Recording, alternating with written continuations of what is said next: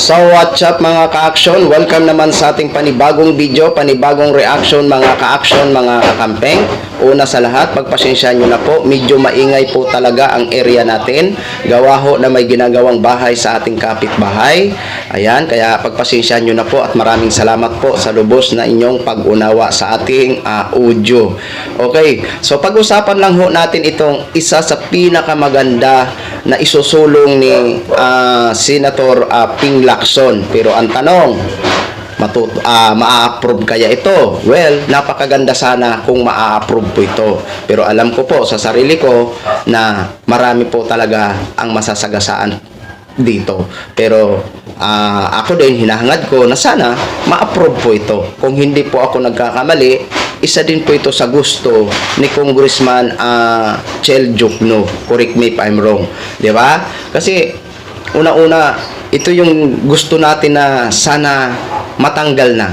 Para itong mga tao na hangad nilang maglingkod din bilang isang leader ng ating bayan, ay mapagbigyan ho sila ng pagkakataon. Kasi kitang-kita ho naman natin ngayon na halos magpapamilya na po. Kaya ito talaga, dapat po talaga natin ito suportahan, itong isusulong ni Senator Ping Lacson. Dahil napakaganda po itong mga ka-action kapag ito po ay maipasa. Kaso nga lang, ang tanong natin kung maipasa. Pero anyway, dinadasal ho natin na sana maipasa ito ni Senator Ping Lacson. Di ba? Ito po, basahin lang po natin itong nasa screen nyo po, mga ka-action, mga kakamping. Ayon dito sa Ping Lacson page, ayan, credit or courtesy po sa post nyo, Senator Ping Lacson. Ayan, maraming salamat po. Ayan, agarang pagpasa ng Anti-Political Dynasty Act ang isusulong ni Senate Ping Lacson matapos matalaga para mamuno sa Senate Committee on Electoral Reforms and People's Participation. Ayan. Basahin ang karagdagang mensahe sa comment section. Yun po yun mga ka-action, mga kakamping. Ang gusto ni Senate Ping Lacson. At gusto ko din po yan na sana maipasa po ito. Di ba? Kung magbasa ho tayo sa mga comment, mga ka-action, titingnan ho natin, kunan po natin muna ng itong ating mga, magbasa po tayo ng mga komento ng ating mga kababayan kung sila ba ay agree dito. Well, eto po. Sabi ni Aris, Aris na lang, wag na natin kumpletuhin. Ang daming masasagasaan ng batas na yan. Pag nagkataon, sana maipasa po yan. Senate Pampi.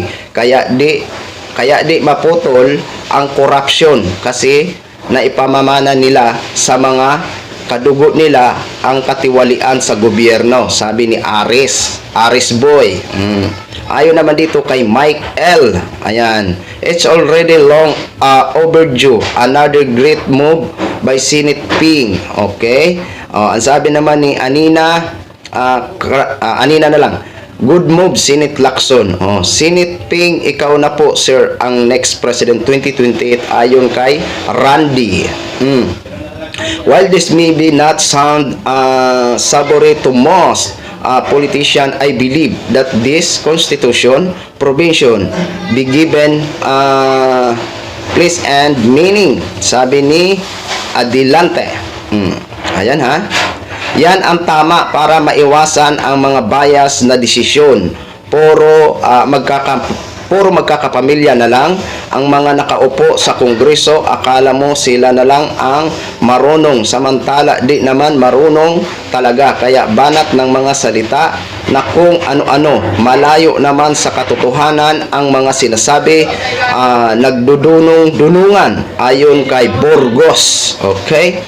Well, marami sa mga naga-comment dito, puro positive ho mga ka-action. Kumbaga suportado itong isusulong na anti-dynasty ni Ping Lacson ho mga ka-action. At ako naman, suportado ko naman po talaga yan. Dahil yan po ay napakaganda po yan kapag yan ay maipasa ho talaga mga ka-action. Kaya sana ipagdasalan ho natin na maipasa po itong magandang isusulong ni Senator Ping Lacson. Ako po, support po ako dito. Agree po talaga ako dito. Dahil ito yung isa sa mga gusto ko talaga na sana mawala na po itong mga dynastiya no? Kasi para mapagbigyan naman ang ating ilan sa ating mga kababayan, 'di ba? Kayo, agree ba kayo? I-comment nyo lang, huwag niyong kalimutan na i-comment at sana iwasan nyo po na mag-comment na hindi related sa ating naging topic, no? Ayan, dapat pakinggan ang naging topic natin at mag-comment na naaayon sa ating pinag-uusapan. Maraming salamat po sa inyo, ha. Ayan. So, maraming salamat po sa ating mga viewers, Luzon, Visayas at Mindanao all over the world. Ako po ang inyong lingkod, si The Action Man. Have a good day, everyone.